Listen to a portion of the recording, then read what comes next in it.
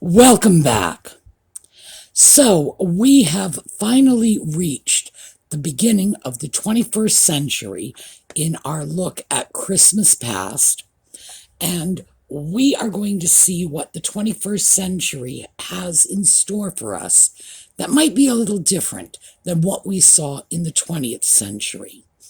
But let's start with, I can assure you that much of it is very much the same.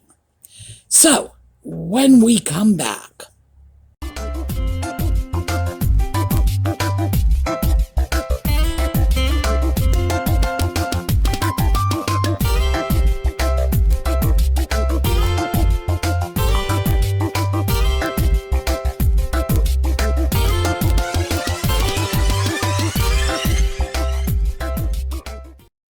now, as usual, we are starting off with the municipal decorations, decorations in public spaces on city streets, and this one is from Raleigh, North Carolina. I can say this is a beautiful city. I have been to Raleigh, but it's been a very long time, and the truth is, I do not remember it being quite this pretty, which leads me to think it might be about time I went back and took a second look. One of the things I love about these street decorations is they are very subtle. They're colorful, they've got the red bows, but mostly it's just white lights. It's very restrained, very tasteful, very pretty. And this is a little over the top. This is Kansas City. And I think this is just fabulous. It's beautiful sort of in another direction, in a very, oh my, look at us kind of way. Christmas decorations on city streets became much more elaborate when we went into the 21st century, in part because LED lights made it possible to put up very lightweight decorations. Of course, new plastics helped with that too. And it became much less expensive. LED lights are cheaper. It became much less expensive to run these light shows, 5 or 6 hours a night, every night for the space of a month or more. So, yeah, we are going to see some better shows now that we are looking at the year 2000 and onward. And this one, believe it or not, is Moscow. Yes, Moscow dressed up for Christmas. Well, hallelujah for Glasnost. This is just incredible, and it's something I never thought I would live to see. But yes, Moscow dolled up for Christmas. Now, this is great. We've seen a lot of big cities. This is a very small city. This is Milledgeville, Georgia. And I imagine most of you have never heard of it before. This is not exactly a teeming metropolis, but they certainly do their bit for Christmas. And as you can see, we've got a rainy day here, which frankly is only really helping the picture. And I've spoken to you about that. I love the lights reflecting in water on the streets. So, yeah, gotta say, I love this. And this is Clarksville, Tennessee. Now, I had to look that up because the source I got this picture from just said Clarksville, but they also gave the name of a nearby radio station. Well, it was the call letters, actually.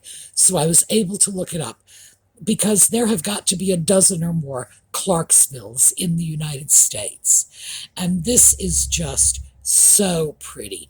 Nothing but clear lights, but still very, very beautiful. And this, I think of all of them, this may well be my favorite. This is Milwaukee.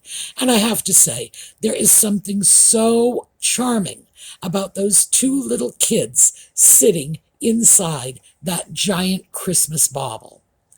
As you can see, we have taken decorating our public spaces to a level that we couldn't have imagined 40 or 50 years ago.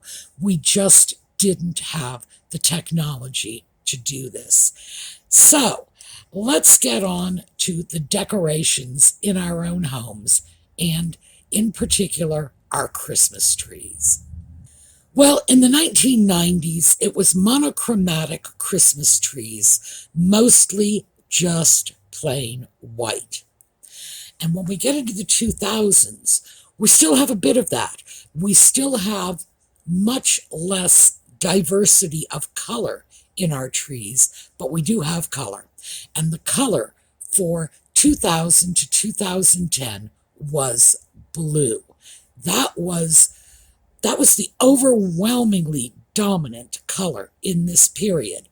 Now, the trees I'm going to show you to start off with are all in private homes. We have no magazine pictures. And the fact is, we don't need them, because by the time we go into the 21st century, what we have are really beautifully decorated trees. Almost everybody seems to be just expressing themselves artistically and doing it well.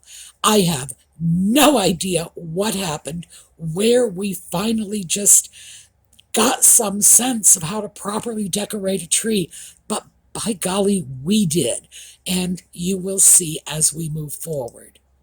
Here is another tree, predominantly blue. There's a little bit of pink and mauve in there, and obviously some white, but as you can see, private home. This isn't a magazine. Now, I think it may be helped by the fact that these are artificial trees, and maybe that makes it a little easier to do a really impressive decorating job. But that is what you are going to see. This is the decade of well-decorated trees. Here's another one, and this tree appears to have been just put up. We've got a couple of little presents underneath it, and the presents seem to be decorated in blue too. Now, last time I saw a white tree with white decorated packages, and I thought, gee, isn't this unusual? Because really, given what we had in the past, it was. But now these themed trees, everything is following a certain colorway, and, well, the results speak for themselves. This tree is primarily blue and silver, and we have little, I don't know if you can see, we have little name ornaments on the tree. We have believe, we have love, and those little sort of word signs are actually becoming rather popular in terms of tree decorations. This is another one. You can't see very much of the house in which this tree is located, but it's very clearly a private home, beautiful blue and white, lovely decorations. We've got a little bit of gold. It looks to me like this is one of those trees that is pre-wired with the little tiny clear light bulbs all around it, and I'm sure that does indeed help with the decorating. This is another one. Again, we're looking at an artificial tree, but this one, my goodness, it took some time and some forethought to decorate this tree, especially with these crisscrossing ribbons. But as you can see, private home, this is just a personal photograph. This isn't for a newspaper or a magazine. Just, this is the homeowner decorating their tree like a giant blue and white Christmas package, and it's even got a big bow on top. Very pretty. And here's another one, and this one seems to be butterflies. It looks like a butterfly design to me. All blue and white. Again, private home. You can see from the furniture in the background. Very, very nice. And it's hard to argue with how well these trees are decorated. Somewhere along the line, we just got it into our heads that we were going to pay a little more attention.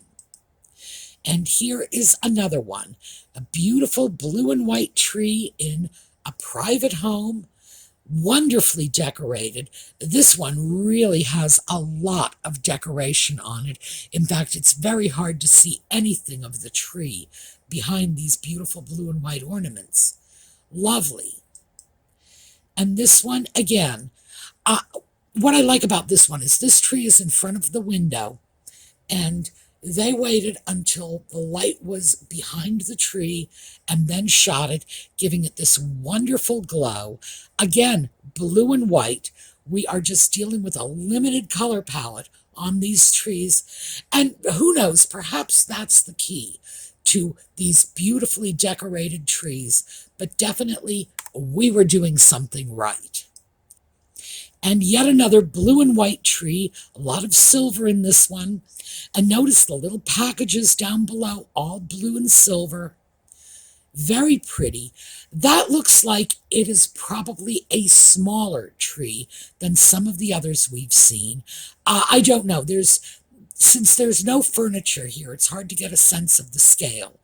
But again, this is just a wonderfully decorated tree. And this is our last tree. This is not a full view of the tree, just a part of it. And what I like about this tree is there seems to be no glitter and no sparkle. It's just matte decorations, many shades of blue, and then we have the white. Very impressive little tree. Once again, regular tree just in somebody's home. And here is another thing that started cropping up at the beginning of the 21st century. And this is Christmas tree decorating shows and competitions. It seems like any area that had a large room, a civic center, a hotel lobby, often craft stores. There is even one from a medical school. I swear, I'll show you when we get to it. And they were hosting these Christmas tree decorating parties. They would give out prizes for the best decorated tree. Here is another one, and it looks like this one is in some sort of lobby or community center. Again, all of these different trees, they would have been decorated by different individuals. This is on a much larger scale. I can't even begin to imagine what sort of place this is. The trees in this photo appear to be tabletop trees. Again, you're seeing every kind of decorating style because, as I said, they are all open to individuals. An individual would have decorated each tree, and then they would have had a little judging, and somebody would have won. Now, this, again, as you can see, tree decorating competition.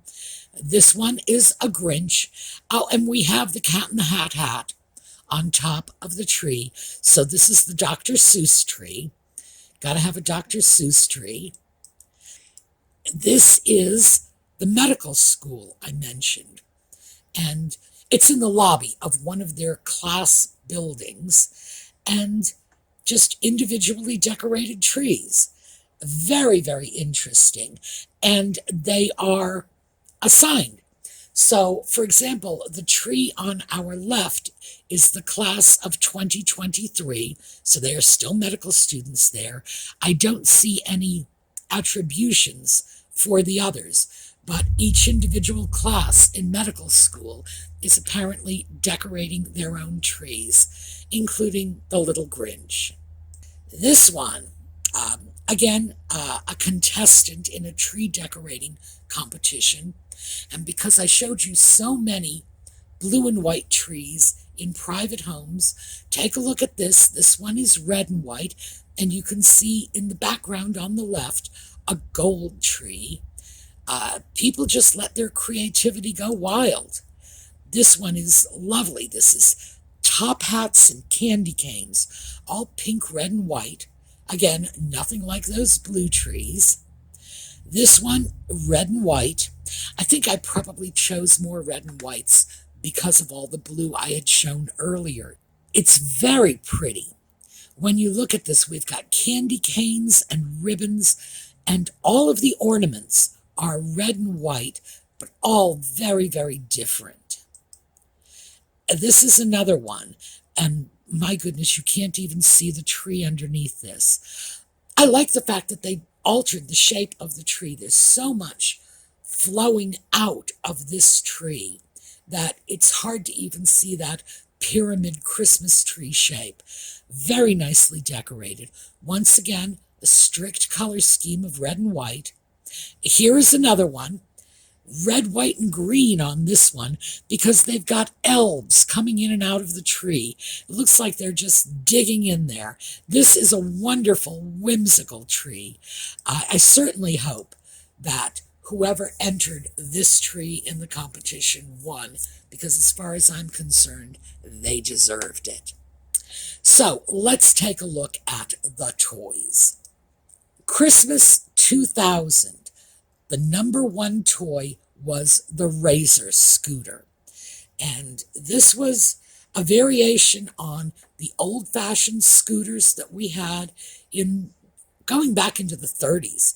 We had them in the 30s and the 40s and the 50s. They began to sort of fall by the wayside in the late 60s with the coming of the skateboard.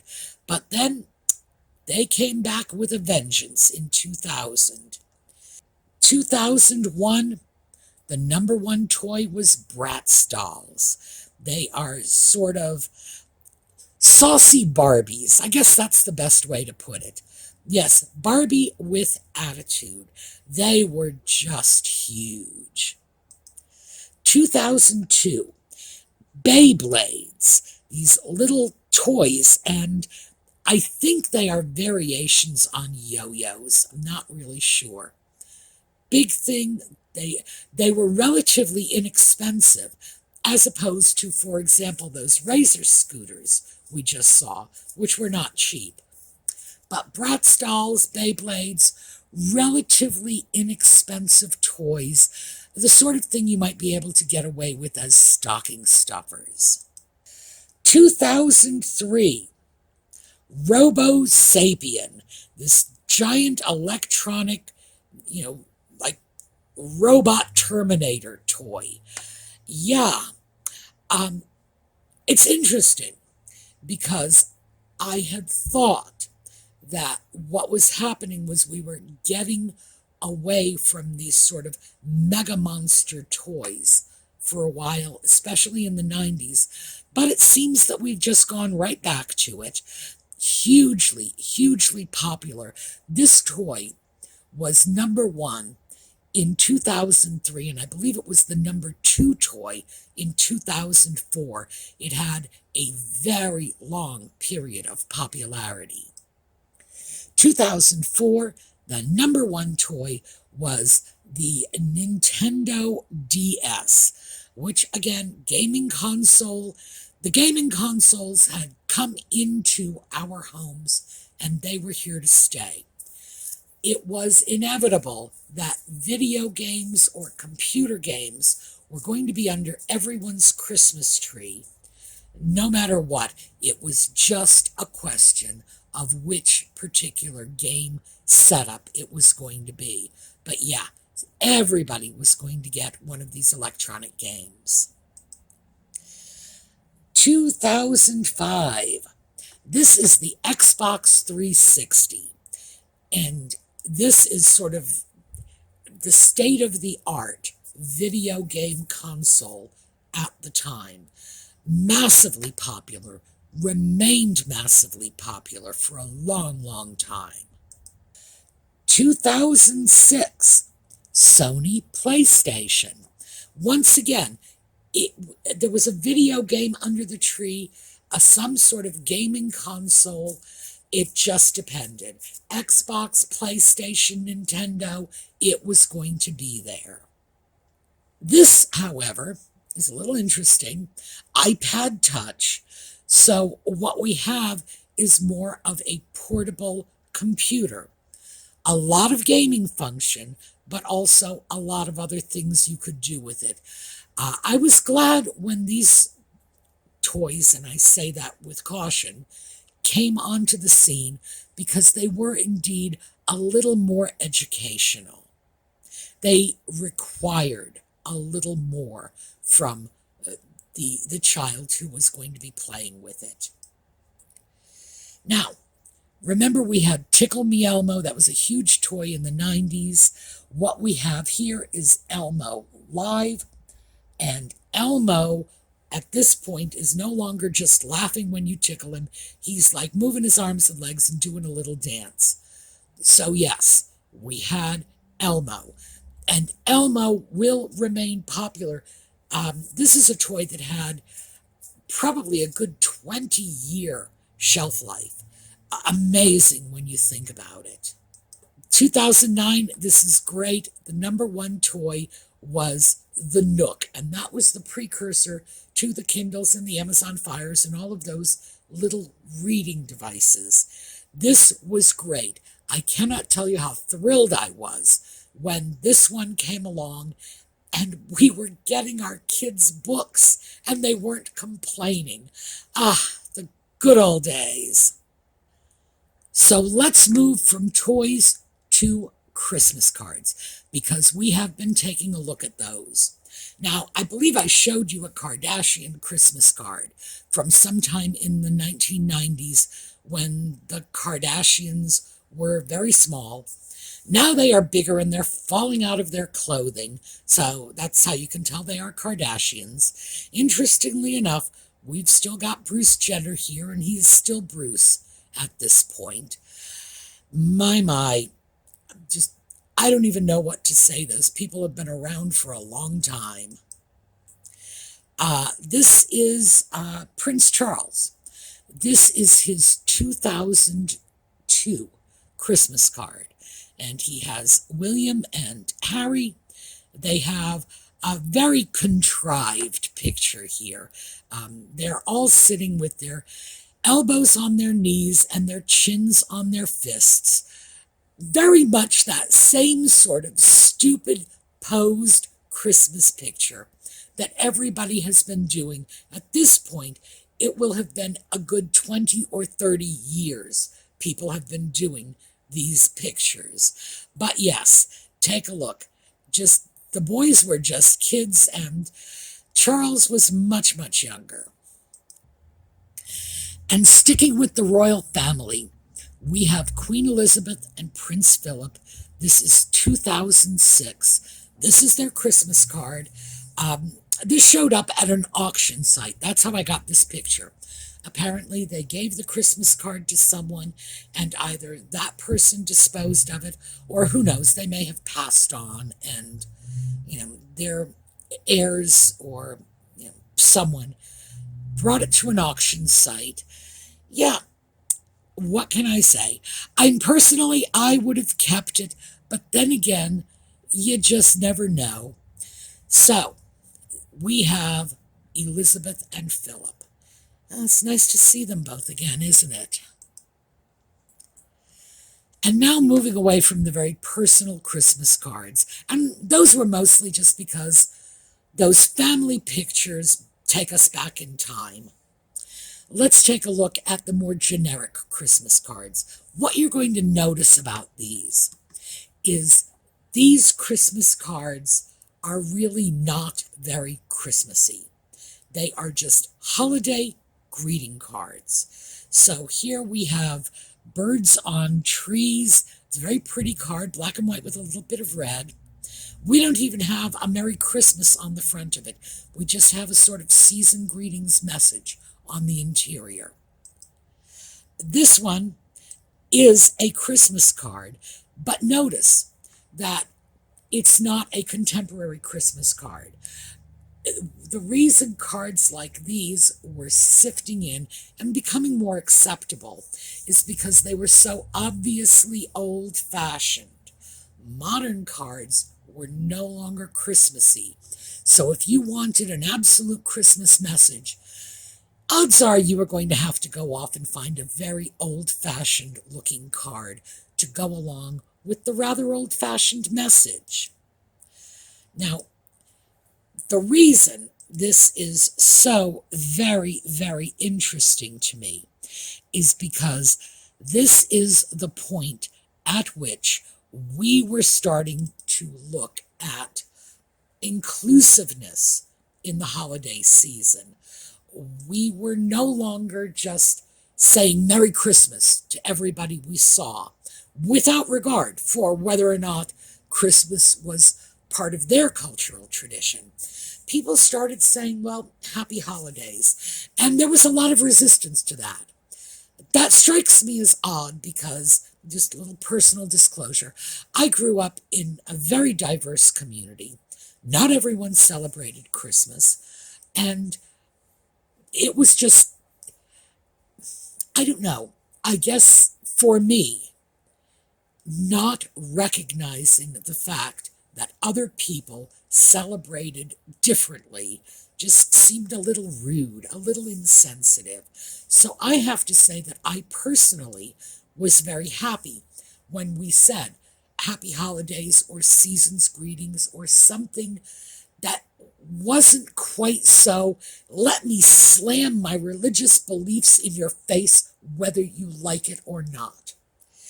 Especially because I certainly feel for people who do not celebrate Christmas, who live in a predominantly Christian country, because we really do suffocate people with what was, at least at one time, a very religious holiday. I don't think it's quite as big a deal these days, because as we've seen, it's gone from very religious to very commercial, from meaning something to meaning nothing. So, who knows? I guess as long as the impulse to wish people well is there, it probably doesn't really matter much one way or the other. Now, we have been finishing up with Coca-Cola for a while because Coke is just super Christmassy. And what we have here is this wonderful, ugly Coca-Cola sweater. Actually, I think it's rather charming. And it looks like we've got the cat in the hat. We have a Dr. Seuss character. I am not at all sure which Dr. Seuss character that is. I don't think it's the Grinch. The Grinch is green. I'm figuring that's the cat in the hat. So we have a Santa Claus Dr. Seuss character with reindeer and Coke. So we still have that connection. But boy, we are certainly turning it on its head. And here, once again, Coca-Cola and Christmas. And we have the Coke and we have the Christmas ornaments. And we are going to finish off with Coke and Santa, because we have to. Because we have just been doing this right along. But take a look at this. Coke and Santa in Japanese. So, yeah, we are really exporting our culture with a vengeance. So that's what I have for you today. We are going to take a look at a slideshow on the way out. And when we come back to this series, we're going to wrap it up next weekend because we're going to bring it right up to the present day. We're going to talk about, among other things, what the hot toys are for this year. And obviously how you can do a little last minute shopping and do it on the cheap for the kids on your Christmas list. And what you can do if you want to spread a little extra Christmas cheer. So, have a terrific day, and I will see you next time.